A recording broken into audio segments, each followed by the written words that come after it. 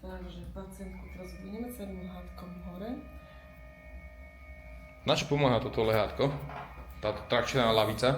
Trakčné lehátko, už samotný názov hovorí, bude robiť trakciu v polohe vľavu u pacientky. Bolesti sú v driekovej časti chrbtice, takže uvoľníme celú túto oblasť.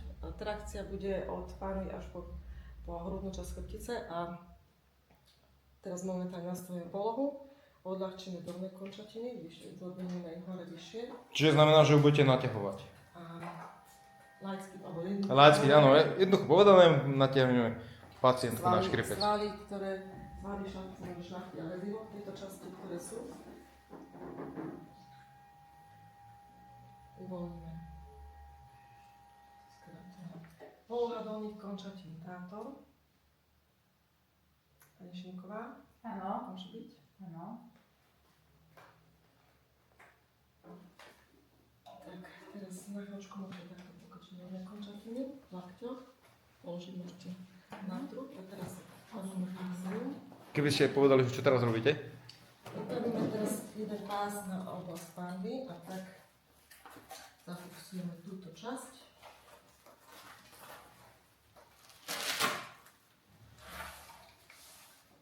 Teraz môžete na chvíľku predpážiť horné končatiny.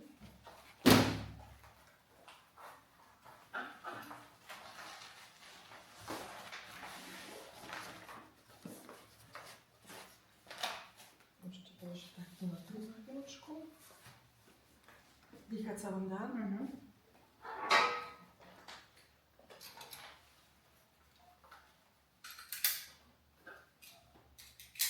Tak teraz pásom zaistíme, dotiahnem.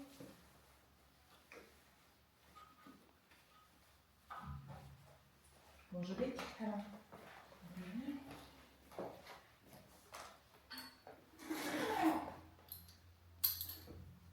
Napneme lanko.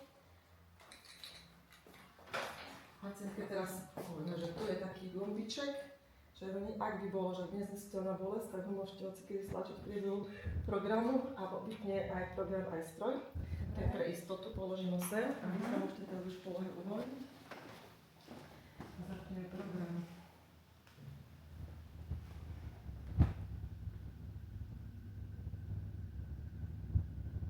A ešte predtým máme trakčný test. To je, či budeme môcť podať procedúru a pacientka ju bude dobre tolerovať. Koľko vážite? 47.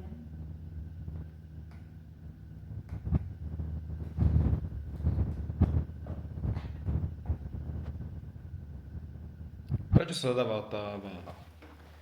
Váha nastavuje to, koľko bude ťahať, koľko kil bude ťahať trakčné lehátko. To je individuálne u každého pacienta, s tým si nakalibruje program a sme ho odštartovali, začne ťahať.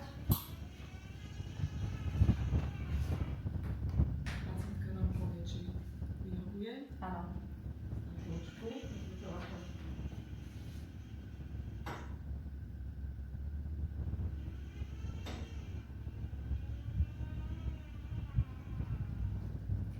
Teraz bol najväčší.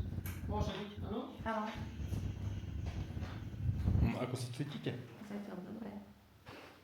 Nič neboli? Nie.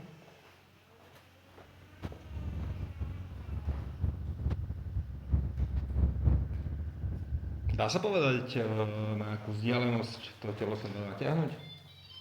Toto nie je myslím, že nikdy neboli vyhodnocované. Je to individuálne a je to každou terapiou individuálne. Špecifické tým.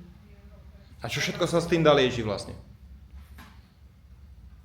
V podstate všetky ochorenia chrbtice okrem blokády, okrem zápalu procesu infekcií, také závažné spinálne etiológie pôvodu tej ochorenia, tehotenstvo a takéto infekčné ochorenia v tomto čase, zápalové procesy. No, teraz už podáme terapiu, takže